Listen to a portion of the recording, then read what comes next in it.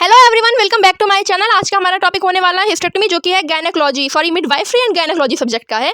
Assignment on hysterectomy इसकी short मेरे channel पर अपलोड है। मैंने आपसे बोला था मैं इसकी लॉन्ग लेकर आऊंगी, तो ये उसकी लॉन्ग आ गई है। सबसे पहले तो इंट्रोडक्शन आता है। हिस्टेक्टमी क्या होता है? एक ऑपरेशन जिसके द्वारा हम यूट्रस को जो है रिमूव करते हैं। इसमें जो होता है सर्विक्स, ओवरीज, फॉलोपियन ट्यूब्स को भी रिमूव किया जा सकता है। अब ये क्या है हम देखेंगे। हिस्टेक्टमी एक शल्य प्रक्रिया है जिसमें महिला की गर्भाशय या गर्भ को हटाया जाता है। जो मैंने बात बताई है वही चीज़ मैं हिंदी में बता रही हूँ। जो वे अंग है जहाँ गर्भावस्था के दौरान भ्रूण विकसित होता है। भ्रूण मतलब जब कोई लेडी प्रेग्नेंट होती है, तब जो बच्चा होता है ना, उसके पेट में जहाँ पर स्थित होता है, जहाँ पे वो पलता है, रहता है, यहाँ पे वही उन्हीं मतलब जो है उन्हीं सबकी ऑर्गन्स की सबकी बात हो रही है। यहाँ पे डायग्राम रहा है, इसके नेम्स भी मैंने मेंशन किए हैं, आप देख सकते हैं। देन क्या है, ये सर्जरी विभिन्न चिकित्सा स्थितियों जैसे कि फाइब्रॉइड, भारी या दर्दनाक स्त्राव और कुछ प्रकार के कैंसर के इलाज के लिए की जाती है। हिस्टेक्टमी किस लिए करी जाती है वो भी यहाँ पे बताया जा रहा है। हिस्टेक्टमी के विशिष्ट प्रकार के आधार पर गर्भाशय ग्रीवा को भी हटाया जा सकता है तथा फॉलोपियन ट्यूब और अंडाशय को भी हटाया जा सकता है। गर्भाशय उच्छेदन के बाद महिला को मासिक धर्म नहीं होता है और वे गर्भवती नहीं हो सकती है। मतलब MC पीरियड नहीं आ सकता है। जब उसकी बॉडी से रिप्रोडक्टिव ऑर्गन्स जो है उनको हटा दिया जाएगा, देन वो प्रेग्नेंट भी नहीं हो पाएगी। प्रेगनेंसी कैसे वो कंसीव कर पाएगी, इसमें वही चीज़ है। फिर क्या है, epidemiology. Hysterectomy is the second most common surgery among women in the United States, आप देख सकते हैं। देन इंडिकेशंस आ गए हैं, फाइब्रॉइड्स हो गया है 30% एंड यूट्राइन प्रोलैप्स हो गया है। फिर उसकी प्रोलैप्स हो गया। देन उसके बाद आ जाएगा टाइप्स ऑफ हिस्टेक्टमी। हिस्टेक्टमी के टाइप्स आ जाएंगे, तो हम यहाँ पर देखेंगे हिस्टेक्टमी के जो टाइप्स हैं उनको। इसमें क्या होता है, टोटल हिस्टेक्टमी होती है, partial hysterectomy and radical hysterectomy. 3 प्रकार की हिस्टेक्टमी होती है। इसके अंदर लिखा हुआ है कौन सी क्या, जैसे कि पहला है टोटल, इसमें क्या, remove of the entire uterus and the cervix, मतलब संपूर्ण गर्भाशय और गर्भाशय ग्रीवा को हटाना। देन इसके आगे हम देखेंगे तो हमारी heading I hysterectomy with BSO, ये भी आप देखेंगे नेक्स्ट पेज पर। फिर एब्डोमिनल हिस्टेक्टमी होगी, वेजाइनल हिस्टेक्टमी होगी। और अगर आप नए हैं तो मेरे चैनल को सब्सक्राइब कर दें, बेल आइकन को प्रेस करना ना भूलें, मेरी वीडियो लाइक करें, प्यारे प्यारे कमेंट्स करें। अब उसके आगे जो होगी एक जो हेडिंग है वो है टाइप्स ऑफ हिस्टेक्टमी सिंप्लीफाइड। ये जो मैं आपको बता रही थी ये टाइप्स, ये वही हो गए हैं जिसके बारे में अभी बात करी थी। तो इसमें क्या है, partial hysterectomy, total hysterectomy and radical hysterectomy. लिखा वही है, मतलब वही सेम है, बस इसमें आप देखेंगे बस थोड़ा सा शॉर्ट करके लिखा गया है। जैसे कि टोटल में क्या, रिमूव यूट्रस एंड सर्विक्स, इस प्रकार से। देन रीज़न क्या होता है हिस्टेक्टमी होने का, जो अभी मैंने बताया था, कैंसर हो गया और वही सारी चीज़ें। इसमें आप देखेंगे यूट्राइन फाइब्रॉइड्स और यूट्राइन प्रोलैप्स, यूट्राइन कैंसर, मैंने कैंसर की भी बात की थी। देन एब्डोमिनल वेजाइनल ब्लीडिंग, मैंने बताया असामान्य जो है रक्तस्राव।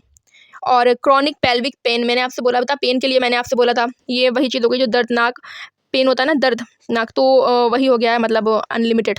देन उसके बाद इसमें अदर कंडीशंस पर भी हिस्टेक्टमी की जाती है, जैसे कि वही चीज़ें आ गई हैं। जैसे कि पहला तो यूट्राइन पॉलिप्स हो गया है, फिर इंडोमेट्रियोसिस और एडेनोमायोसिस, हाइपरप्लेसिया और हैवी मेंस्ट्रुअल पेन। जो मैंने आपको बताया ना, हैवी मेंस्ट्रुअल पेन मतलब MC पीरियड के दौरान जो है हैवी मेंस्ट्रुअल पेन, मतलब जब बहुत ज़्यादा दर्द होता है अनलिमिटेड, जो कि सहन से बाहर होता है, यहाँ पर वो चीज़ आ गई है। फिर क्या होता है, आफ्टर हिस्टेक्टमी आपके सामने आएगा पेज जिसमें कि आफ्टर हिस्टेक्टमी लिखा हुआ है। अब इनफर्टिलिटी भी होगा, जो मैंने आपको बताया, कंसीव नहीं कर पाएगी। मीनोपॉज जो है MC भी नहीं होगा उससे, मतलब नहीं आएंगी जो पीरियड होगा। फिर कंसिडरेशंस क्या, पॉसिबल इमोशनल एडजस्टमेंट और यहाँ पर रिस्क हो गया, रिकवरी जो होगी उस तरीके से यहाँ पर लिखा हुआ है। इसके अंदर का आप देख सकते हैं। सॉरी, वो मेरी डेजी बोली थी, डेजी मेरी छोटी सी किटन है अभी बस।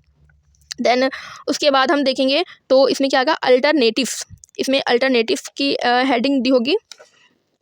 और पॉसिबल साइड इफ़ेक्ट्स जो होंगे वो कौन कौन से लिखे होंगे, जो इसमें पेन होगा, ब्लीडिंग होगी और इन्फेक्शन, ये सारे इसके साइड इफ़ेक्ट्स हैं। देन एक्सरसाइज ट्रेनिंग, इसमें प्री ऑपरेटिव के लिए कौन कौन सी एक्सरसाइज हैं, deep breathing exercise, rolling over in bed, ये सारी चीज़ें जो हैं ये प्री ऑपरेटिव के लिए हैं। और जो पोस्ट ऑपरेटिव है उनके लिए क्या एम्स, इसमें लिखा है क्या है, to improve circulation, to avoid muscle wasting, to prevent postural problems, ये सारी चीज़ें। फिर इसके आगे जो होगा ना नेक्स्ट पेज पर, वो मेथड्स लिखे होंगे।